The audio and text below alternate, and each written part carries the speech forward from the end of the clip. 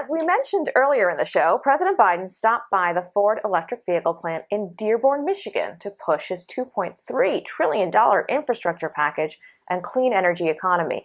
More than 3 million people in the United States are already employed in this green jobs industry.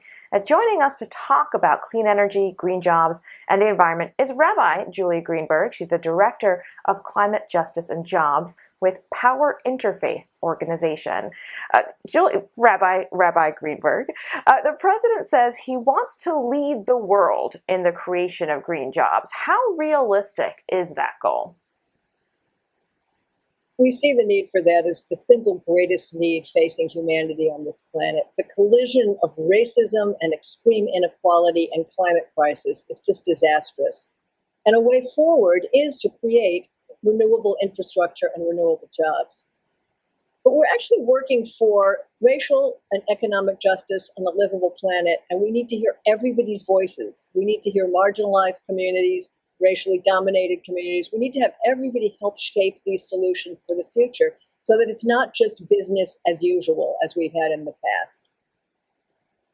It's not an accident that the president visited a manufacturing facility in Michigan where several years ago there was concern about the car industry even coming back from some of its setbacks. So is there still a concern that green jobs will end up displacing workers in manufacturing sectors, specifically factory workers? We see that the fossil fuel industry is desperate to cling to its power and its privilege, and especially to its profits.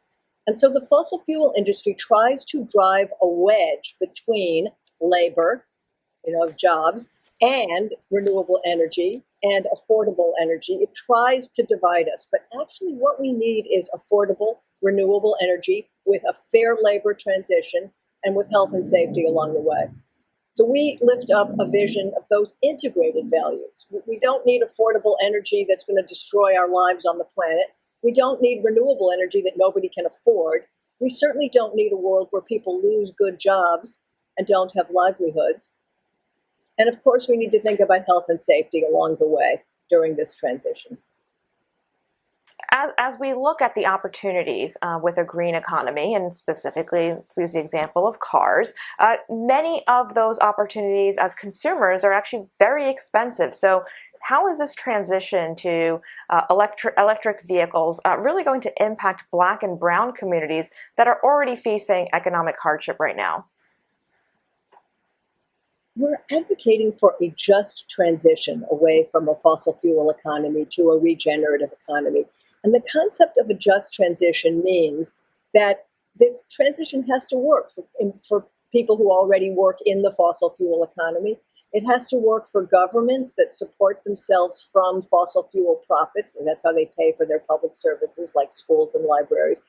And it also has to work for people who have been redlined out of those good fossil fuel jobs, people in Black and brown communities who haven't been able to get the job training or the union membership. So it's got to be a just transition that really kind of takes us from this old, dirty fossil fuel energy economy into a regenerative economy that's inclusive and renewable.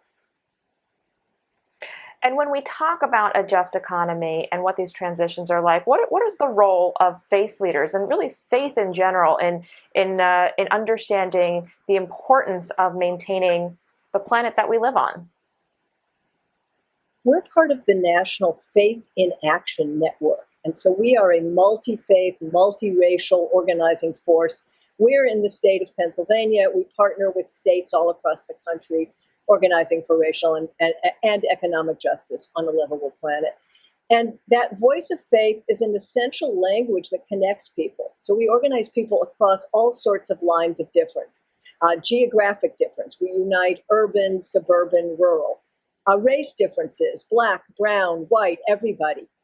We organize people of all classes because everybody needs clean air, clean water. Everybody needs the basic goods of a stable planet without extreme weather, heat and cold and storms and flooding and fires. So we've all got to work together, joining together, but we've also got to make sure that there are real equity features, that this just isn't the same as it's always been, working for the privileged few, but that we join together and insist that this work for everybody. Part of that means repairing harm that's already been done, because in environmental justice communities, neighborhoods, there already are, cumulative burdens of excessive toxins in the air, in the water, lead in the schools, asbestos in the schools. And we've seen that all across the country. And so we've got to make sure that this transition and this transformation includes the needs of everybody in a vision of the future. And we think that a language of faith brings people towards our best selves for this vision of the common good. Rabbi Julie Greenburg, thank you for joining us and giving us a long-term as well as faith-driven vision of how we can seek environmental justice.